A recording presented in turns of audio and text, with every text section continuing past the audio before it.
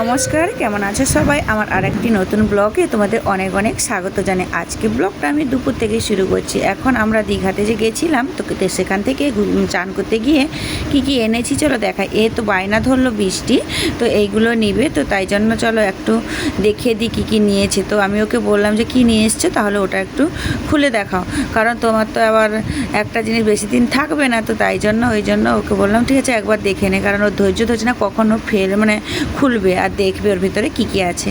তো তাই জন্য ওর উপরে যে কাগজটা ছিল ওইটা ছুঁড়ে নিচের দিকে ফেলতে যাচ্ছিলাম, বললাম না এক জায়গায় রাখো, যখন নিচে যাব তখন নিয়ে না হয় বাইরে ফেলে দিব।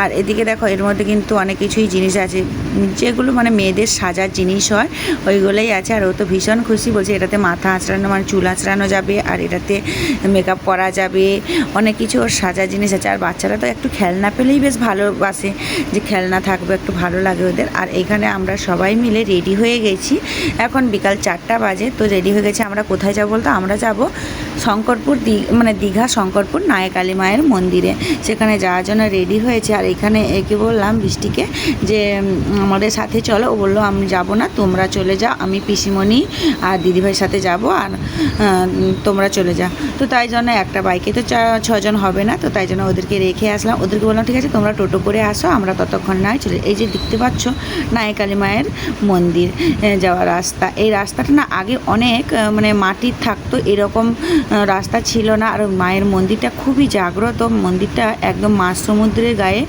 মন্দিরটা আছে। আর সেই মন্দিরটা আগে খুবই ছোট থাকতো, এখন কিন্তু মন্দিরটা বিশাল বড় হয়ে গেছে, দূর থেকেও দেখা যাচ্ছে। আগে কিন্তু এত দূর থেকে মন্দিরটা দেখাই যেত না। তো আমি এই জন্য তোমাদেরকে দূর থেকে দেখাচ্ছি যে এত দূরে মন্দিরটা, তো আমরা সেখানে যাব। আর এই যে ব্রিজটা দেখছো, এটা কিন্তু এই ব্রিজটা একদম লম্বা, একদম কাঁথি থেকে শৌলা পর্যন্ত এই দীঘা পর্যন্ত এই ব্রিজটা করা আছে। তো এই ব্রিজের কাছে আমরা চলে আসলাম। এখন বাম দিকে গেলে ব্রিজ, আর ডান দিকে এলে মায়ের মন্দির। তো মায়ের মন্দিরে আসার জন্য প্রথমে গেটে তো দেখতেই পেলে মায়ের মন্দিরের নাম লেখাই আছে। আর এইখানে এই পথ দিয়ে আসতে হয়। আর এখানে এসেই কিন্তু আমার বেশ ভালো লাগছে। আগে একবার এসেছিলাম, কিন্তু এতটা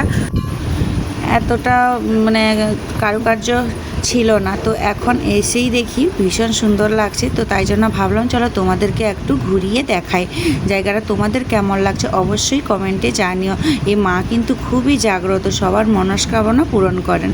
আর এখানে ভোলা বাবার শিব, তো এখানে গাছের গলায় গাছের তলায় বসে আছে। আর এইখানে চলো আমি আগে ডালাটা নিয়ে নিই। এইখানে প্রসাদ যে নিচ্ছি, এই যে মায়ের ভোগের জন্য প্রসাদ নিচ্ছি, এইগুলো বাইরে থেকে নেওয়া যাবে না, এইখানে নিতে হবে। আর যদিও বাইরে থেকে কেউ নিয়ে আসে, এইখানে কিন্তু দক্ষিণা সহ ওইখানে নিতে হবে।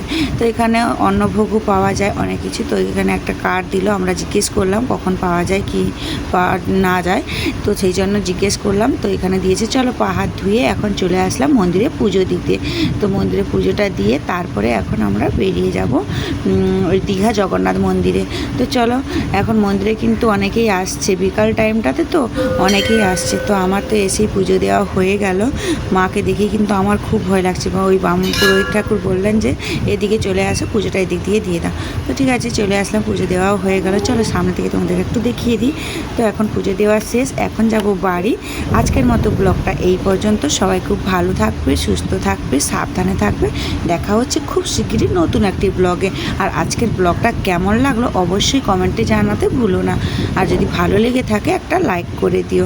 আর এই দিকে দেখো, এই দিকে হচ্ছে নৌকা, সব মাছ নৌকায় বসে আছে, কারণ মাছ যায় সমুদ্রের মাঝে। আর এখানে ধারে, কারণ এগুলো যখন জোয়ার আসে, নদীর যখন জলটা আসে, তখন ওই সমুদ্র পুরোটা ভরে যায়। আর এখন ভাটা হয়ে গেছে, সেই জন্য গাছ হয়ে গেছে, গাছের সাইডে সাইডে নৌকাগুলো আছে, ভীষণ